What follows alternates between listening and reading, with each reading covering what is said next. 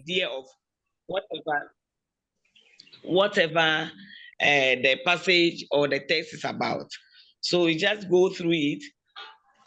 Your attention is on the main theme, not to get the understanding about what the text is about. That is skimming. Then we also have scanning. What did we say was scanning? Scanning, the reader quickly scatters across sentences to get particular piece of information. So the first reading that you do, you can go even through the questions to find out what they are requesting for. Then after the skimming, you go through the questions, then you go back to the passage and scan what they are asking for or requesting you to do. So that is the scanning. Okay, so you read, don't look at what they are not asking you to do. So you just read and pay attention to what the questions are about. That is scanning. Then we go to the next one, intensive reading. This is where you apply all your skills, your focus, attention. You read for understanding, paragraph by paragraph. What did the first paragraph talk about? You read it and then try to get the message that is in the first paragraph, second paragraph, all the paragraph. So you are reading for understanding, intensive reading. So we say it involves close reading that aims at the accuracy of comprehension. Intensive reading is time consuming than skimming and scanning. You remember skimming, you just go through to have a fair idea about the theme of the passage or the text. Then the scanning, you go through, after you've gone through the questions, then you scan and see what they are requesting for or what the possible questions they were asking you to do. Now, before you come to the intensive reading, you are reading here for understanding because you need to understand the passage very well before you'll be able to answer questions on it. This one is time consuming. But you see, in comprehension, you give yourself time. You look at the general time for the paper. If it is 2 hours, you have to restructure and see how many minutes you want to spend on comprehension alone, because there's also composition. So you don't waste all the time just doing the intensive reading. So intensive reading is time consuming than the skimming and scanning.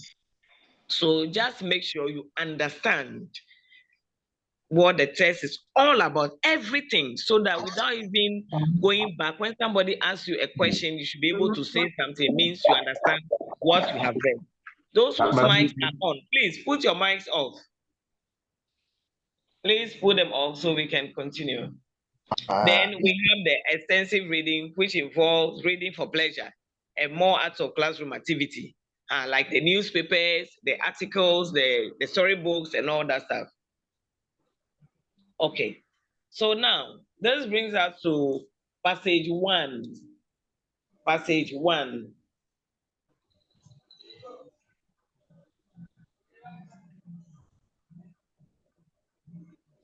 Passage 1. Slide 8.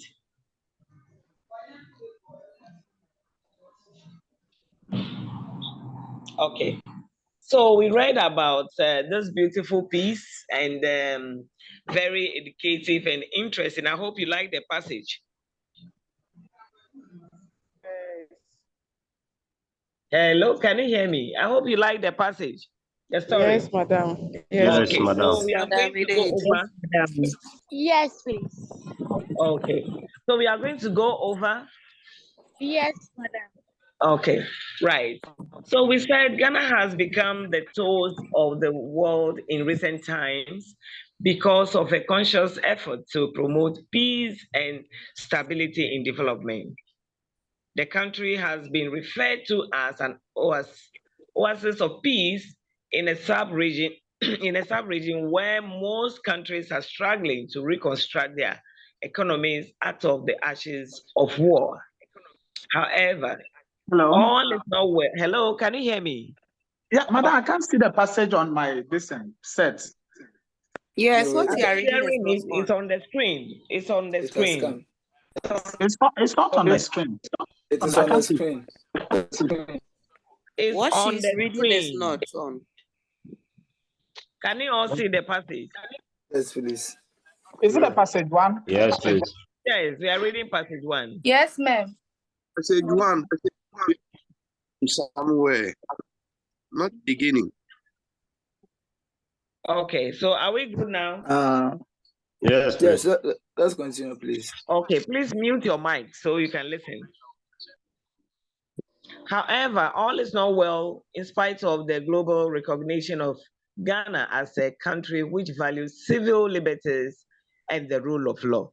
There are still pockets of conflict deep-rooted in political differences and chieftaincy disputes.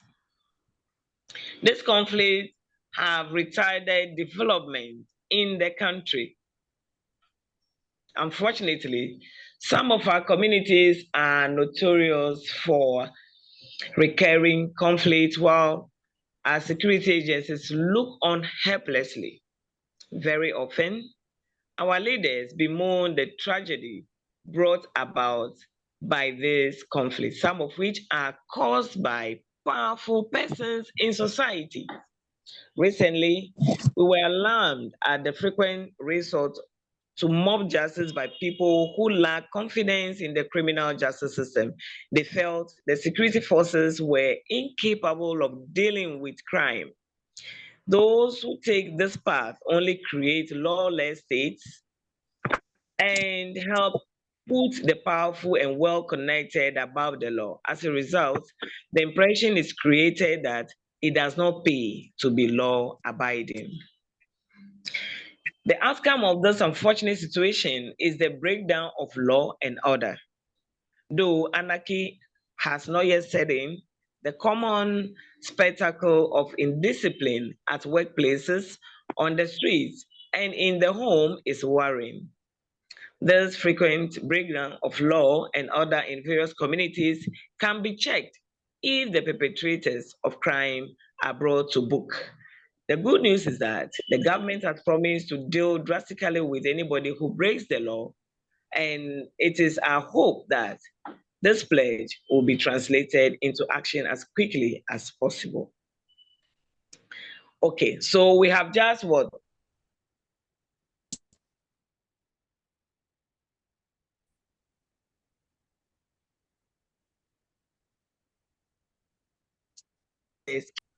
Isn't it? And the scheming. So what is next is we look at the idea, the theme of this passage. What is it about? Can someone tell me? Just raise your hand and tell me what is this passage about, please?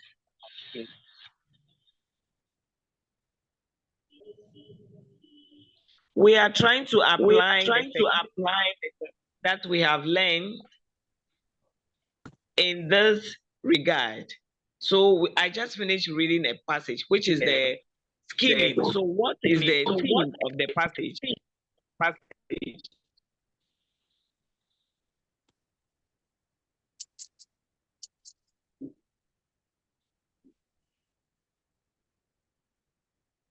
Hello? Hello? Hello? Hello, we can hear you, madam. Yes, so I'm asking you a question. What is the theme? I just read a passage. We learned about the techniques of reading. We talk about theming. I've just done. Okay. So what is this passage about?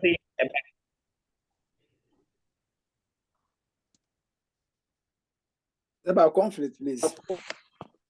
It's about what? Conflict. It's about conflict. Yes, please. Okay, any other attempt? Hello, madam.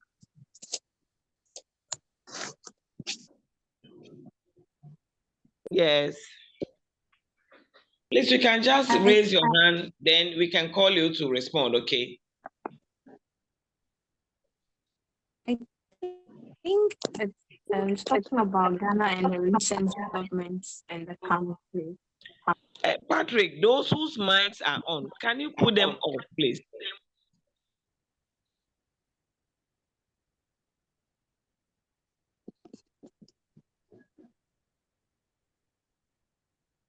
Okay. So we are talking about the scheming, and we read the passage. It's about what?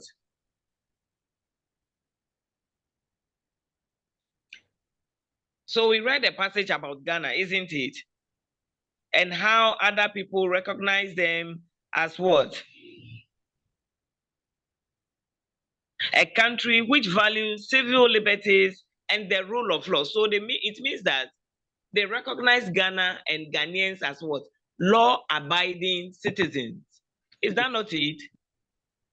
Okay. Yes, So please. there are so many things that lead to having, to get to that state, to have peace and stability in development, which we just did. The scheming, we read through to see what the story is about Ghana and what are they saying about Ghana. That is the scheming. Then we go back to scanning. Now, before you scan, you can go back to the questions and ask or read what they are looking for. For example, question 1 says, well, what is the source of the relative peace in Ghana? So you go to the second one, what are the causes of the slow pace of development in Ghana? You go to the next one, you read through, then you go back to the passage and read. So when you read, you know where the questions are and then where you can get the possible answers. So after the lesson, I will advise that you do that yourself. You go through and read the passage again, try to get where the questions, the answers are. Now we are going to read for the second time for understanding. We read for understanding. Okay. Are you following up to this point? Yes, madam. Yes, madam. Okay. Yes, madam.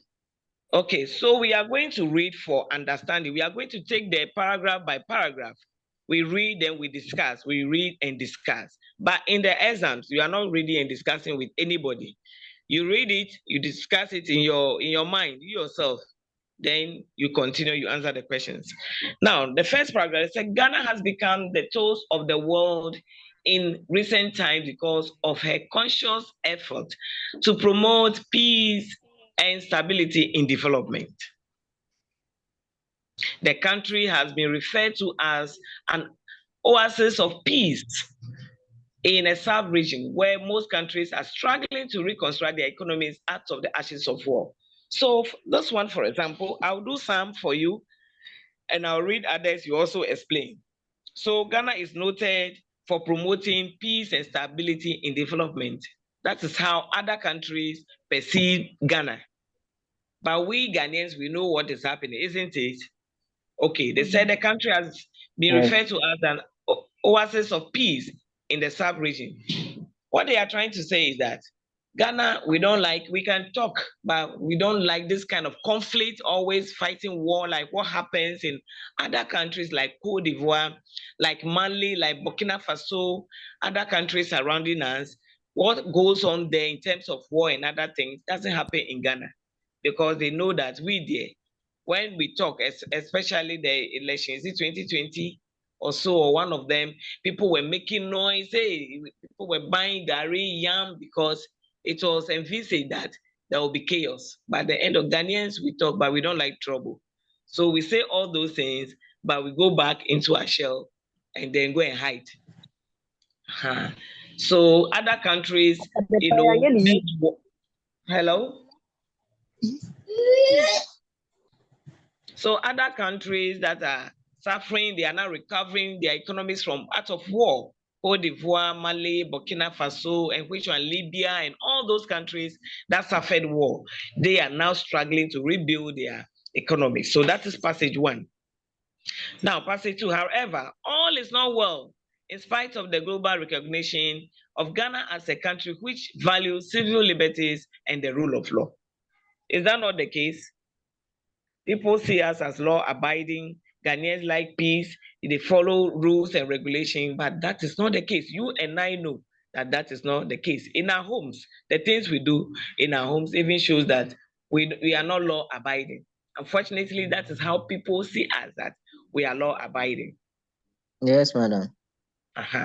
So there are still pockets of conflict deep-rooted in political differences and chieftaincy dispute. For example, you look at the North, the fight over there. I don't want to be mentioning those, but we all know that all is not well at the North, isn't it? Chieftaincy disputes, and even Alavanyo water region, Alavanyo and Nkunya, so there's trouble there. Chieftaincy disputes. Then political differences, NPP, NDC, the major political parties we have in Ghana. Those are still causing conflicts or trouble. They go for their rallies and there's chaos. They go for their own elections, there's chaos between NPP, NDC. I'm mentioning NPP, NDC because they are the major political parties that we have in Ghana. CPP is there and the others are also there. Okay, are we good up to this point? Yes, madam, you are listening. Okay. Yes, please.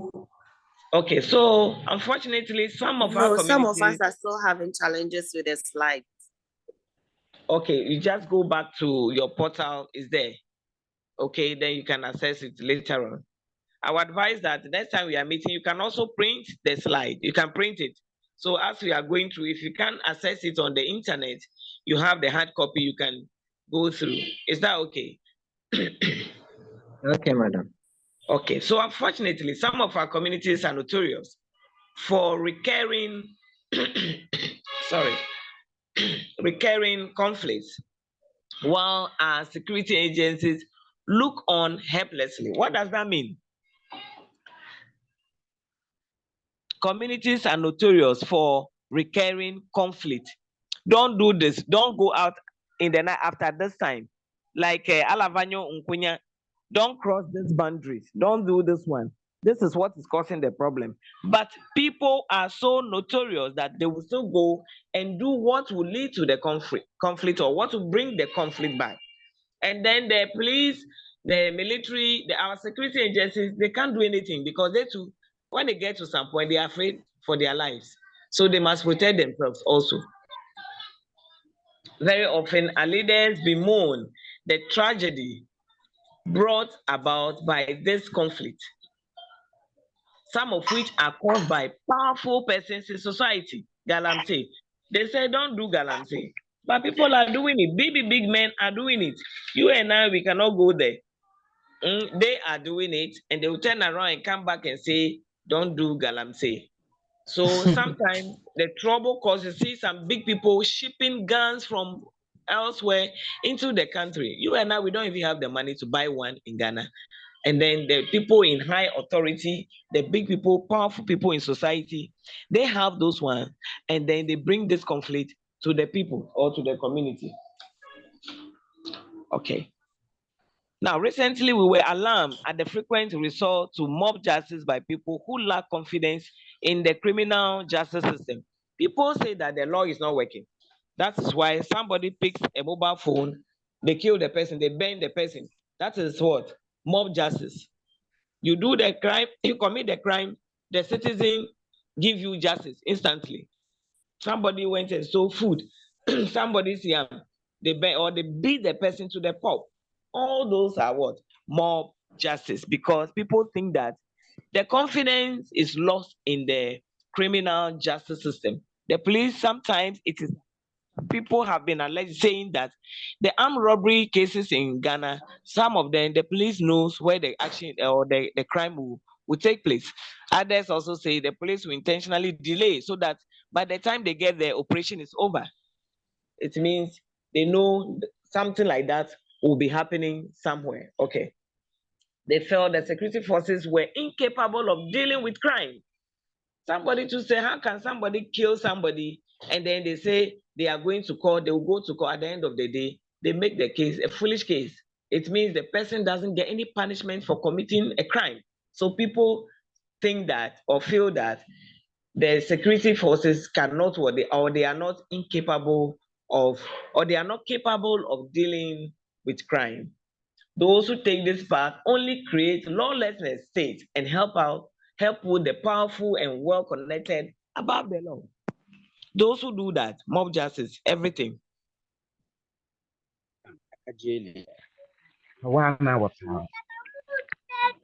Please let your mic be off. Someone is still giving us noises. Okay. So they said that if you do that, if you practice this mob justice system, you only create a powerful what? Lawless state. It means that nothing is working. Everybody can get up and do anything and go scot-free. So they are not encouraging the mob justice. Okay. So because this created the impression that it does not pay to be law abiding, because the security forces are not, it's alleged that they are not doing their work so well. It is the country becomes a lawless state. Everybody does whatever they do. But when this happens, you are only helping put powerful people, well-connected people above the law. Most of the time, they are behind the crimes. They are behind the powerful people. They will give you small money, go and commit this crime and do this, and they will keep your mouth shut. If they realize you want to talk, they eliminate you instantly. So it is not good to even do or engage in what? Mob justice. Hello, madam. Yes.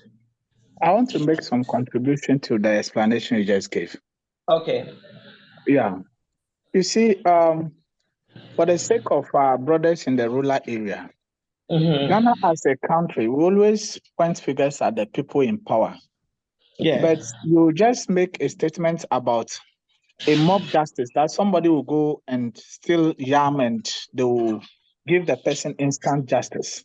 Yeah. I think building a country we all want, we should be a responsible citizens. Sometimes the things the ordinary Ghanaian will do, you sit down and be like, wow, if this person is in power, what will he do? So sometimes it's not about the people in power. It's about the ordinary Ghanaian and what we will contribute to our country and make it great for all of us. I'm raising this point because it's always, Ghanaians always point fingers at people in power, which is very wrong. Yeah. Which is very wrong. The ordinary Ghanaian, what they can do, madam, you don't have an idea. So I think in our learning, we should educate ourselves about the need for us to come together and build the Ghana we all want. And not pointing figures at people in power.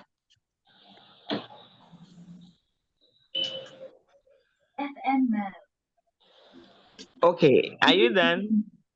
Madam, Yes, please, yes, yes, I'm done. continue. Okay. Thank you very much for the submission. It's a passage we are reading, and then I know we'll discuss everything when we are done. I started by saying that the Ghanaians are law abiding, but what we do in our homes, only God knows. So the perception, that's how others perceive us, that Ghanaians are law abiding. So I remember I mentioned that we know what we are doing. Are we really law abiding? No. But it is a passage we are reading, we are answering questions. Then when we are done, we can discuss the moral lesson or the lesson, what we are supposed to do as Ghanaians. Are we good? Yes, Yes, madam. yeah. Okay. So, Yes, please. okay, so we'll continue. When we are done with the passage, we can discuss the moral aspect of this passage. Okay? All right. So the outcome of this unfortunate situation is the breakdown of law and order. It means when people don't follow rules and regulation, or they do things anyhow, they break down the law and order system in the country. Though anarchy has not yet set in, the common spectacle of indiscipline at workplaces. So some of us, we go to our workplaces late, the time you feel like going. Something when you go, you are on social media, TikTok videos, IG, and all, Twitter, and all that. Ask yourself, when you go to work, what do you do? What do you do? At the end of the month, government pays you, or whichever company employs you pays you. Do you feel guilty that I did not even deserve this money?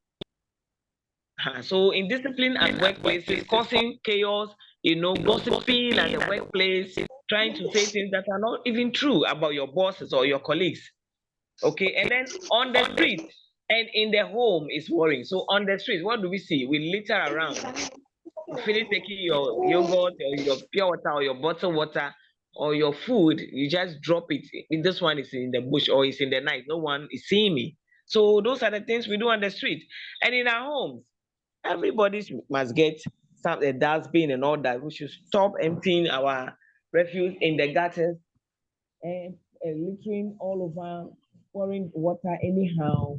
Just the things that we should do as law-abiding citizens. Okay, the frequent breakdown of law and order in various communities can be checked if the perpetrators, who are the perpetrators? Those who commit the crime. Okay, so this frequent breakdown of law and order in various communities can be checked if the perpetrators of crime are brought to book, because they do this and they go unpunished. Everybody thinks that, oh, even if I do the same thing, nobody will say anything, because when Mensa did it the other day, they didn't punish him. Nobody did anything to him. So what would they do to me? Then you also go ahead and do it, which is very wrong. Yes, madam. The good news is that government has promised to deal drastically with anybody who breaks the law. It is our hope that this pledge will be translated into action as quickly as possible. I intentionally got this passage for all of us to learn a lesson as Ghanaians. I hope you enjoy this passage. Yes, madam. Okay, so everybody knows from the beginning to the end, we know what is what being talked about. Now we come back to the question. So what we just did is the intensive reading. You read for understanding. Now you can answer the question. They say, what is the source of the relative peace in Ghana?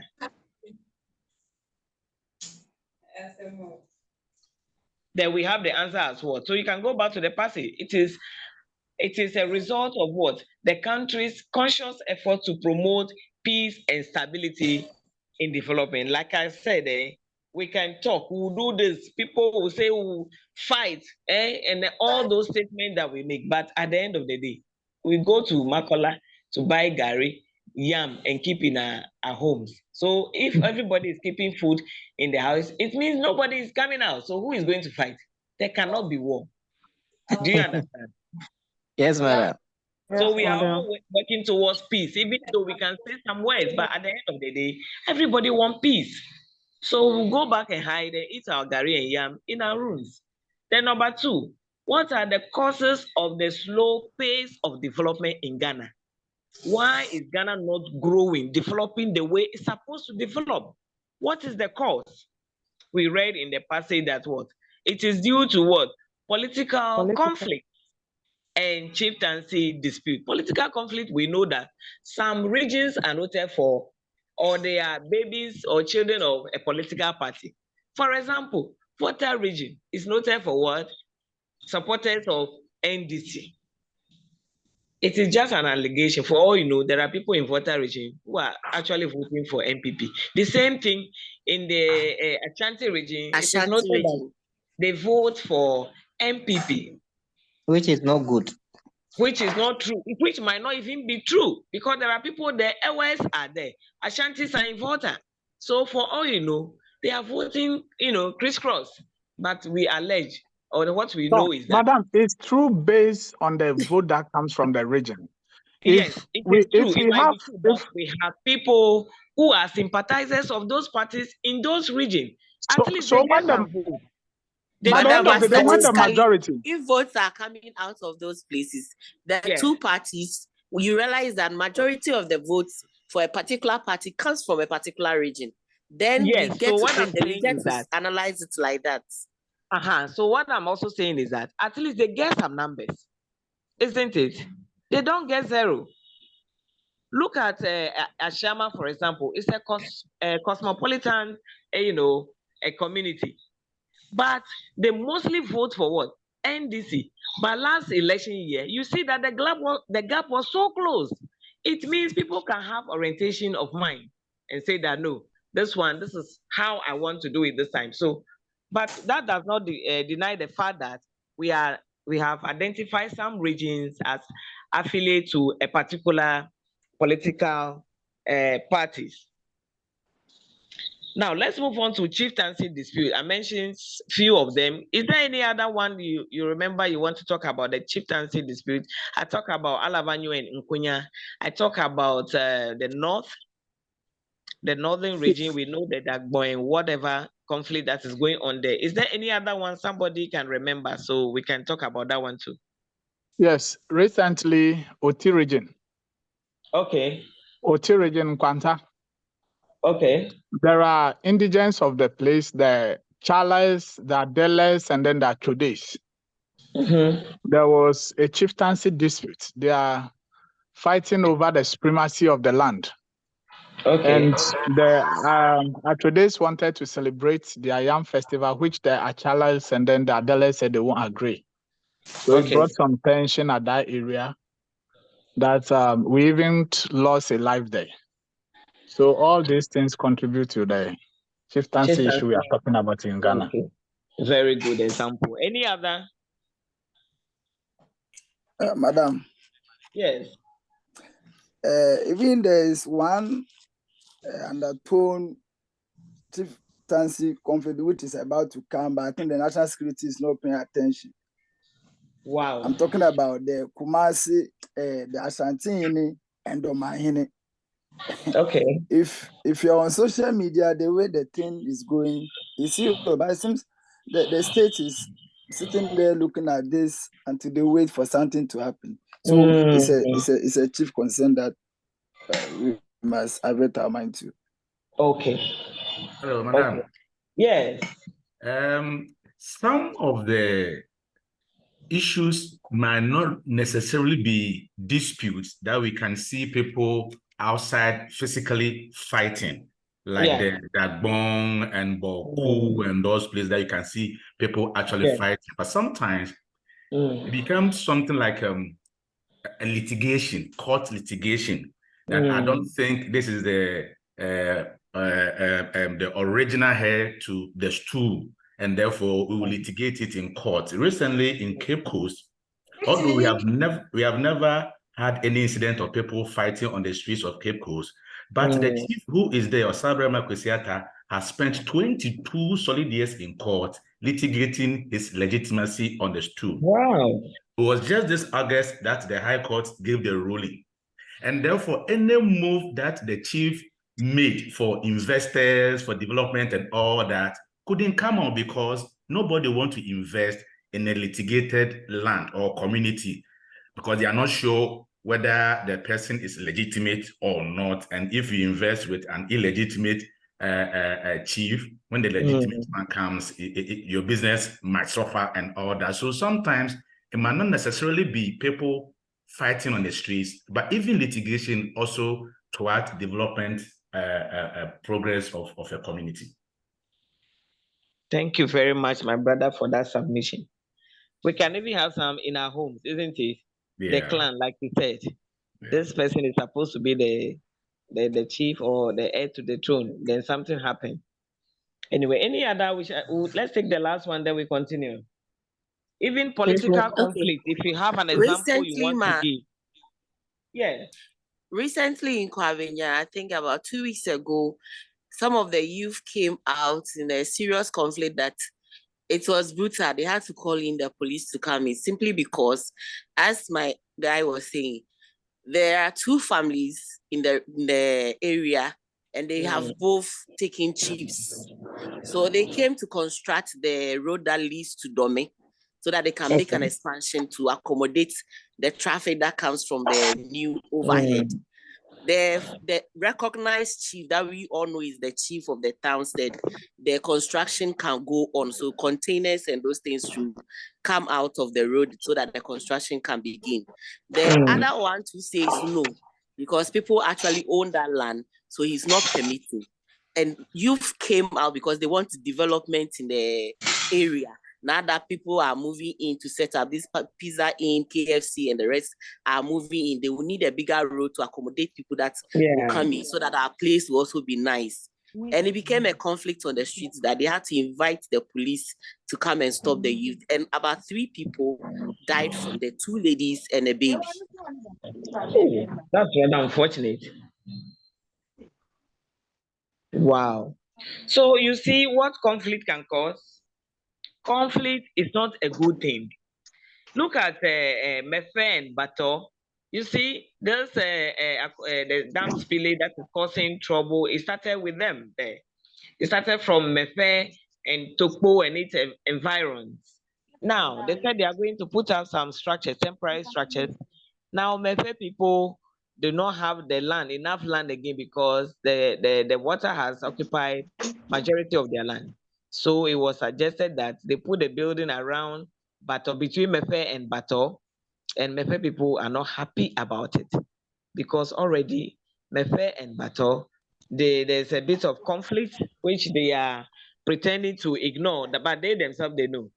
Now the issue is Mepe people are complaining. The structures that they are putting up on Bato land, is it going to be for them, or after some years, Bato people will say, pack your things and go.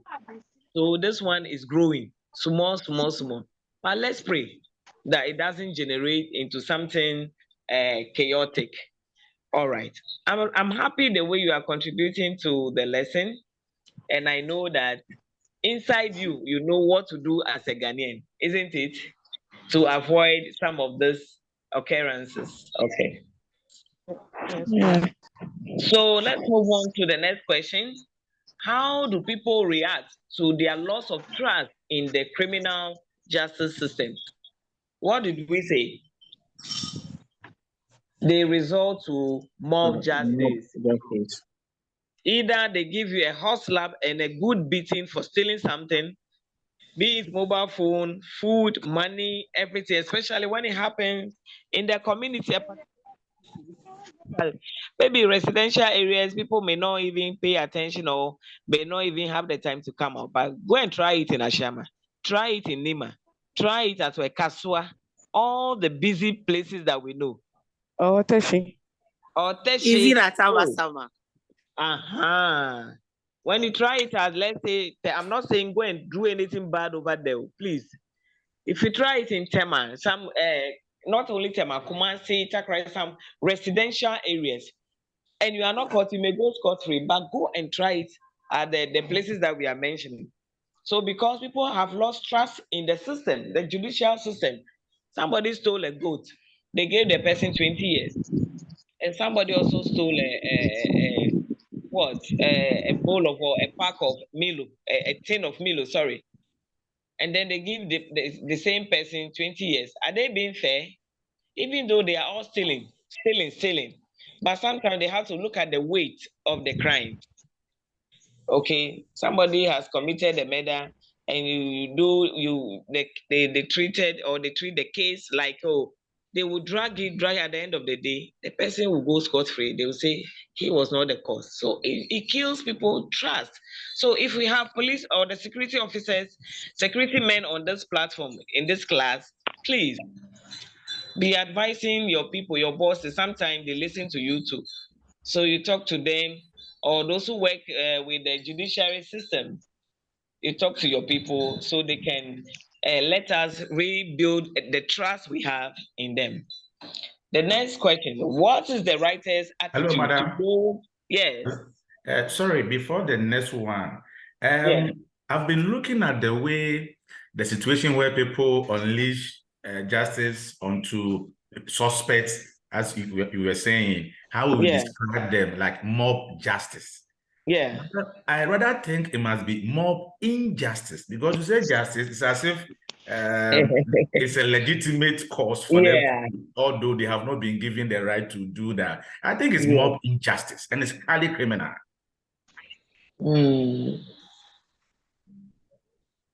That's all what I wanted to say, that I think mob justice is too subtle to describe it.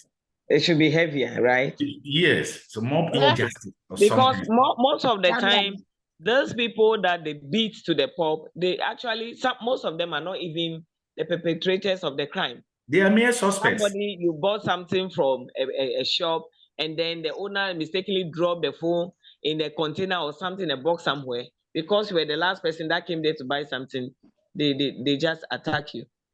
For all you know, the victim is even innocent. It's injustice. You see? Anyway, so we move on to the next. Yes. Let me even add something to it. Last week, in Kumasi. This woman was going to market. So she got to a point she was tired and she decided to rest. Then a boy came to pass there, and the woman thought of her phone. So she tried to check if she could find food. Then she realized the phone was not there. Then she called for alarm that, hey, thief, oh, thief, thief. Then people came, started beating the boy. Then one of the people who were beating the boy said, okay, let's call the number and see if the boy has it. Because when they were beating him, the boy said he had no idea about the phone. So they called the number, and the daughter picked at home the man who can use our phone with you. Can you imagine? Can you imagine? Anyway, it's not easy. All right. So, what is the writer's attitude to those who flout the law? Is he happy? No. He criticized this kind of what? Behavior. In Ghana, we do things and we go scot-free. But other countries, you cannot try it. I visited Rwanda, the city of Kigali, earlier this year, and I realized the situation there is different from Ghana. The security officers, for example, the police, they were young, 18, 20, 22, 25 highest. Then I was like, why do they have young people? They train them from the beginning. They grow up to know the system, how to handle the system, how to handle crime from the beginning. Then I was going to present a paper at a conference, and I was with one professor. Then he told me that Saturday, I came on Friday, I got there on Friday, but Saturday was declared for National Cleaning Up Day. So nobody is supposed to drive around town unless the ambulances, or maybe they are conveying a sick person in a private car to the hospital, or a pregnant woman. Apart from that, nobody drives around town. Then I asked him, and we are driving around town. I had a problem with my hotel accommodation, so he was trying to help me solve the problem. Then he said I should not panic. When he gets to the police, he will explain to them. The police that we go to, there were 3 young men. Young men, they should be between 18 to, no, they should be between 20 to 25 years. This old professor driving a big car, and I was sitting in front, and then we go to them, and then they stop him. Then they ask him, why are you driving, around town? You know you are not supposed to drive. Come and see the way this professor, undertone, humbly was answering questions to people who it could be his own children. But in Ghana, try it, they will tell you, do you know me? Hey, then they are calling the commissioner, they are calling the IGP, you small boy, I will fire you. You remember the incident that happened around East Legon? Between a police officer and then a political, you remember? You realize that the system in Kigali or Rwanda is working. Why can't we bring that to Ghana? A whole professor, this police officer, they don't even, I'm not sure they have the qualification to his level.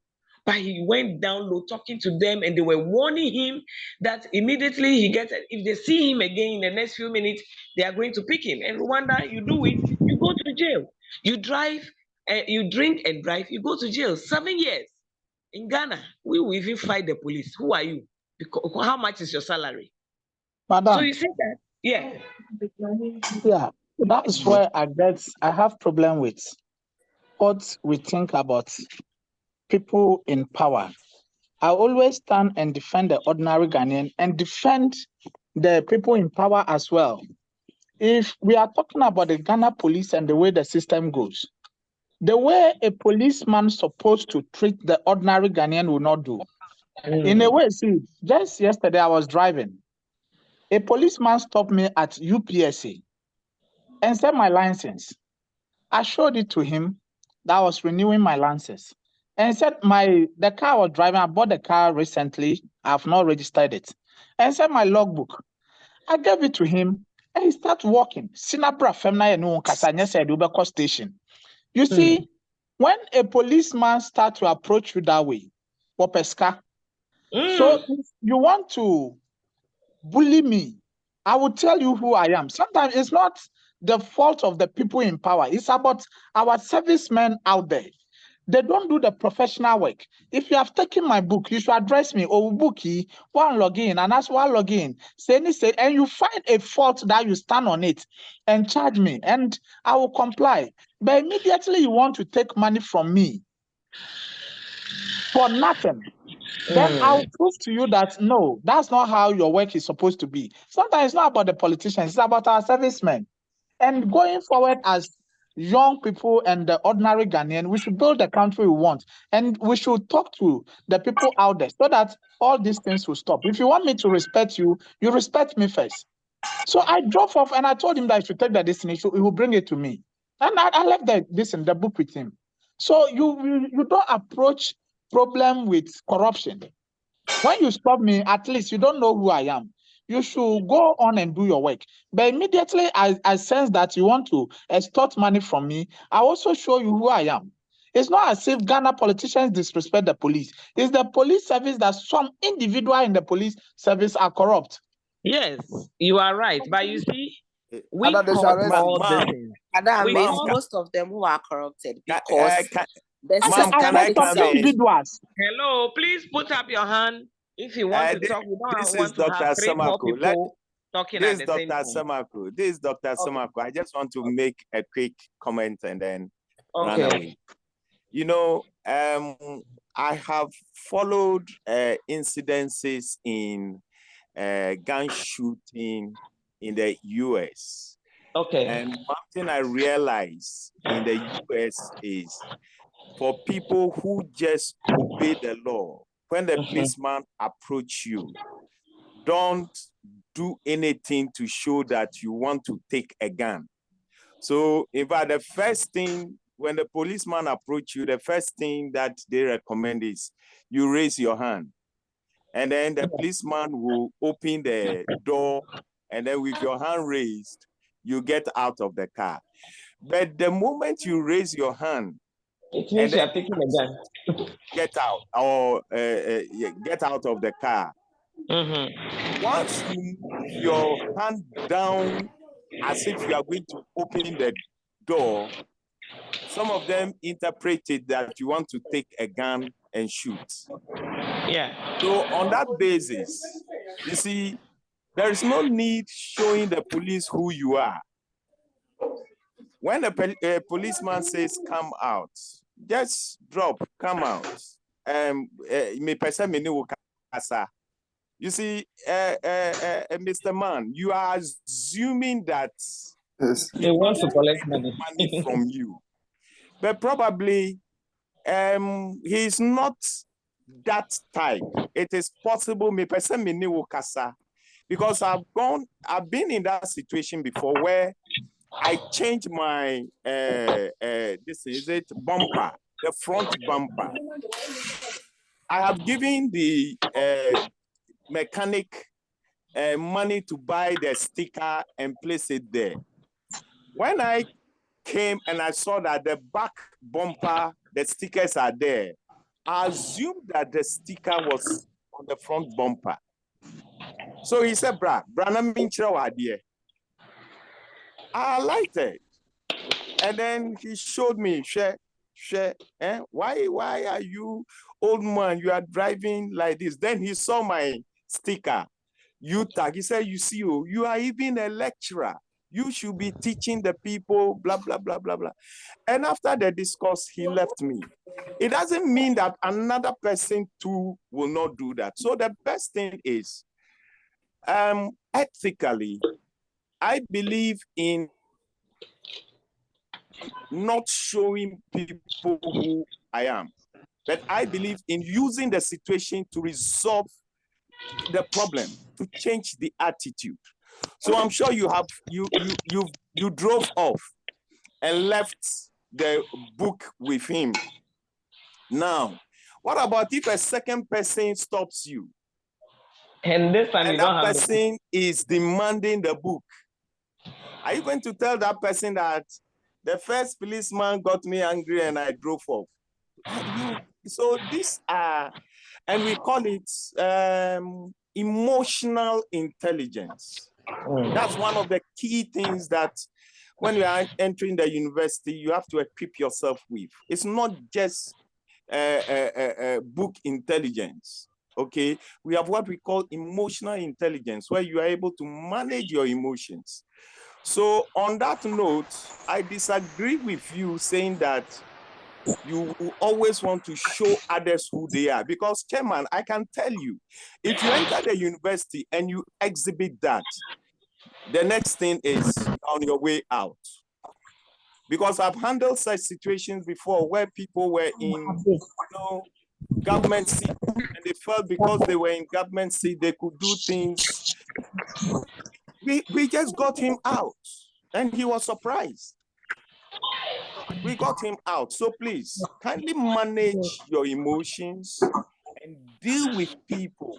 I would prefer when you go to a party, take this attitude, go and sit at the back. Don't say you are a big man, so you are going to sit on the head of the table. No, rather sit at the back, and when it is time, you are called in. And it's very key. So, boss, on this note, I'm running out to another lecture, and I'll get back to you later. Thank you so much, Prof. Thank you for the correction. And thank you for everything. Like I was saying, we are the cause of everything. If you don't start something, they will not finish it for you. Okay? If you don't start something, if you don't pay the bribe, police will not collect it. If they charge you, pay bribe or pay this, and you know you are right, you follow. If you obey the law, they will not arrest you. I've never seen one. You have all your documents, everything ready, and they me. Nobody has ever, unless I commit a crime. I did it one day, and then they arrested me. I made a U-turn on the motorway, going through Palace to behind Bema Camp. That time they were constructing the road. That was the only time I also committed a crime by paying a small bribe. But it is not a good thing.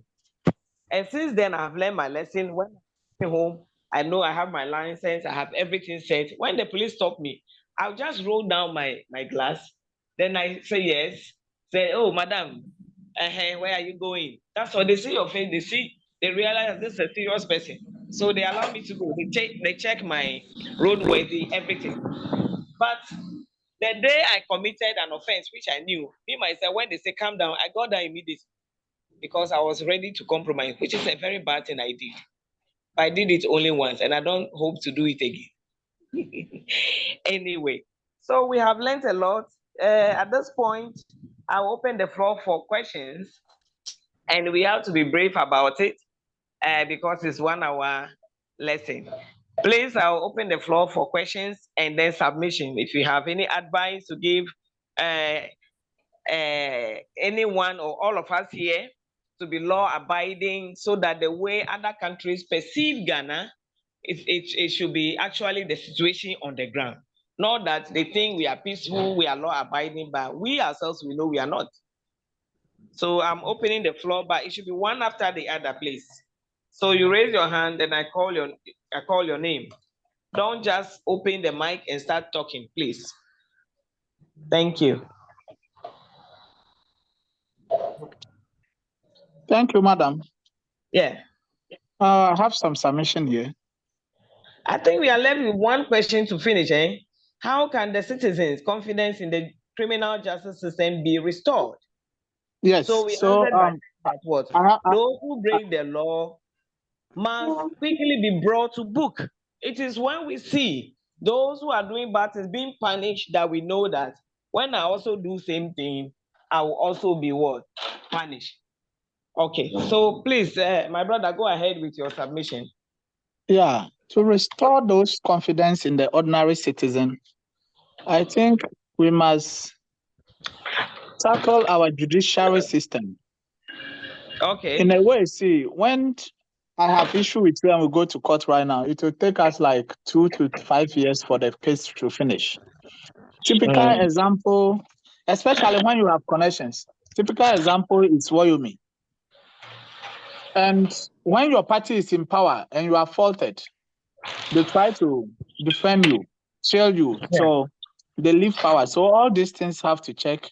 We learn about the 3 organs of government, the balance. We should check it and then restore the confidence in the ordinary Ghanaian. And it's mainly, those responsibilities mainly depend on the judicial system. They should handle issue as quick as possible and then come out with a solution. If you are prosecuting someone, it shouldn't take you 4 years, 5 years to prosecute the person. Let me say, if you are owing me and we go to court right now, it will delay, and before you know, whatever I want to use that money for, I won't get it. And if you know how to talk, you know how to divert attentions. So all these things need to check. And when we are doing the constitution review, I think the people in charge should look at that aspect. Thank you. Okay. All right. I like your submission, but you know what? How can you and I get this information to the judiciary?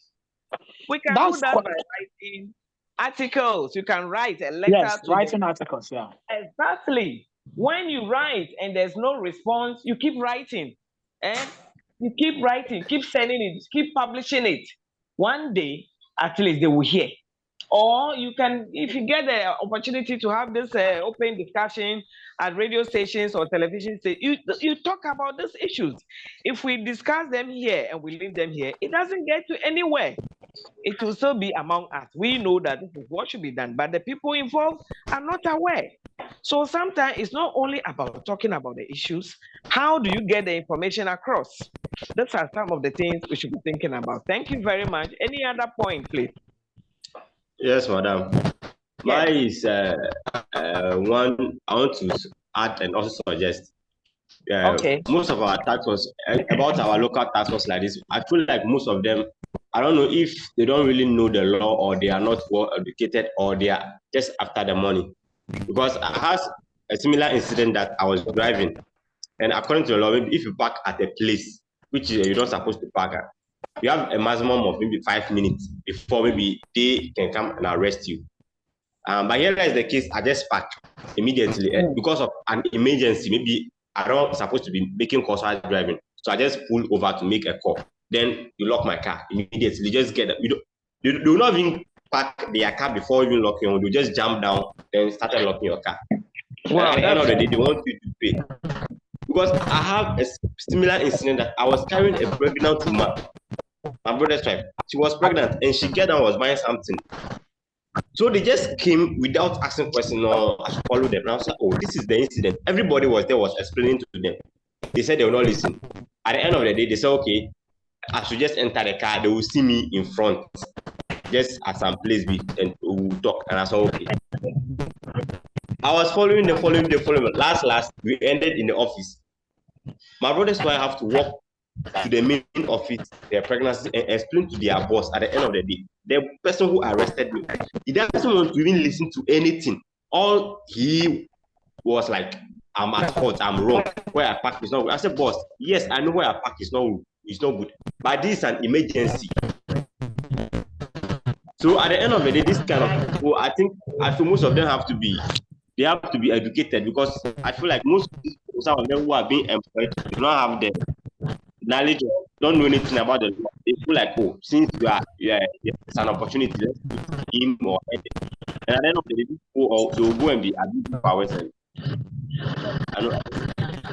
I feel like people are educated.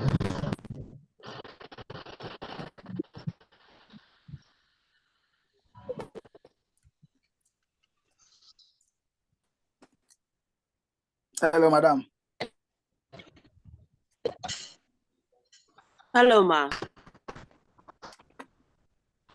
Hello. Yes. So I'm saying that when you are making your submission, please make it short, because we don't have much time. If everybody wants to talk about his or her experience with the police, we are not going to end this lesson today. Yes. So please. Okay. So I think we have discussed enough for today. We have our personal experiences.